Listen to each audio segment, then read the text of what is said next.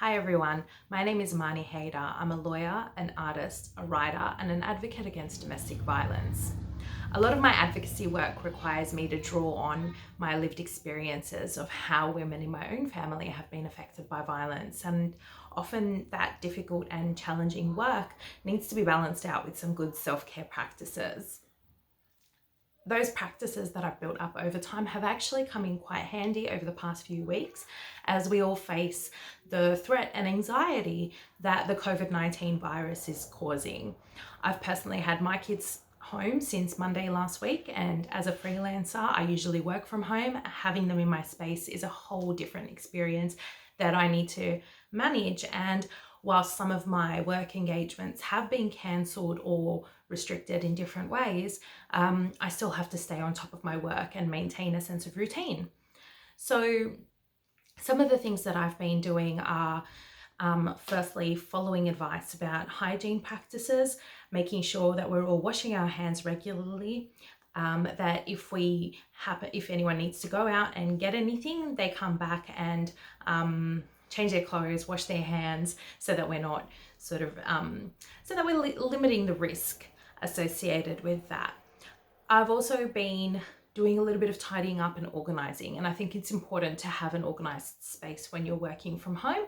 It's very easy to sort of lose control of that sense of order that I normally have when the kids are here, and keeping their toys in tubs and packed away and getting them involved in that cleanup has been really helpful. And another important thing that I've tried to do is to keep my day-to-day routine as normal as possible. So I'm filming this from my art studio, which is my home studio. I've got lots of supplies.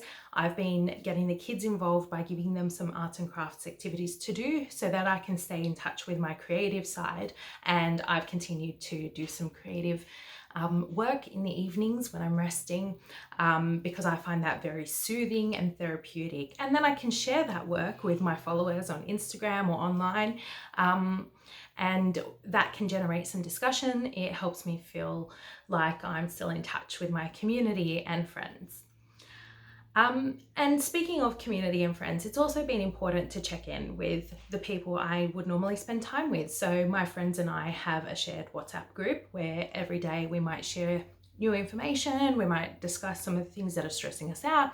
I've got friends who still need to work, I've got friends who are losing work as a result of what's happening. So checking in with each other has been a great way of maintaining a sense of connection and support during these quite isolating times. I generally have quite a few good self-care routines. I keep a lot of houseplants because I find that they help create a really calm and natural environment in my home. Looking after them is very tactile and easy to do when you're inside. So that kind of helps me bring nature indoors in a way that's practical. In relation to each of the 7 plinths of self-care, I've jotted down some of the things that I've been doing that keep me on track with my self-care and which have helped me maintain some of that normal routine that I spoke about earlier. So in relation to my career, I'm still creating a daily to-do list to stay on top of my goals. I'm balancing that out with an appropriate amount of rest. And I think that that needs to be a little more than the usual amount of rest. I don't think anyone should be expected to be as productive as they normally would be in such strange times. So I think give yourself a little bit of leeway, but stay on top of your career goals by focusing on the long-term things and what you need to do now in order to achieve those long-term things. Socially, I mentioned that I've been staying in touch with my friends. We're planning to have a Netflix watch party on Friday night. Still need to figure out the technology for that, but it is planned. And that'll be a nice way of connecting, watching something together on a Friday evening in a way that's safe and complies with all the rules that we've been told we should follow. Financially, it's actually been kind of a good time to get stuck into some of the more boring admin tasks. They might not require as much concentration as a lot of my other work does, but sending out invoices is a good thing to do in these financial in these financially uncertain times. So I've tried to do a little bit of that each day, even though I find it agonizing and boring, and I'm sure we all do. In terms of community, I'm still involved with both of the boards that I serve on. So I'm on the Bankstown Women's Health Centre board and the board for the Australian Muslim Women's Centre for Human Rights. And we've had some online meetings. I've stayed in touch with my colleagues via email, and they're responding to the current crisis by developing policies and procedures, talking about what can be done, and acting each day to implement the recommendations as they become known. And I think that proactive response is actually a great way of looking after yourself and looking after the people around you. Physical self-care, I'm probably not so good at. It is easy to get carried away with snacks at home, but one of the things I'm trying to do is be mindful of what I'm consuming, eat some fruit throughout the day, take some vitamins. I don't know if they work or not, but I find that it's a good routine to have. Drink plenty of water, and for me, drinking coffee helps me get through the day. So I'm trying to keep that normal routine happening.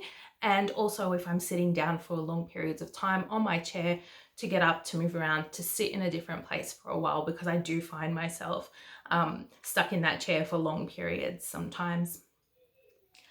Spiritually, I maintain a sense of calm and peace in my life by praying and by regularly reflecting on the meaning of things that are happening around me, reflecting on my role, reflecting on what I can do to help other people, and also being grateful for things that I have. And practicing gratitude is a great way of overcoming that bit of a rut that can develop after a few days of being locked up inside.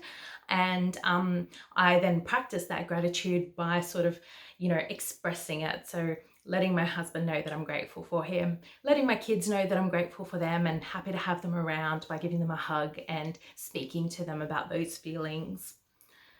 And then when it comes to self-care and interacting with the planet and caring for it, which is an important thing, especially in these times, we do need a healthy planet in order to live healthy lives. And I think, going back to what I said earlier, looking after my plants helps me stay in touch with nature.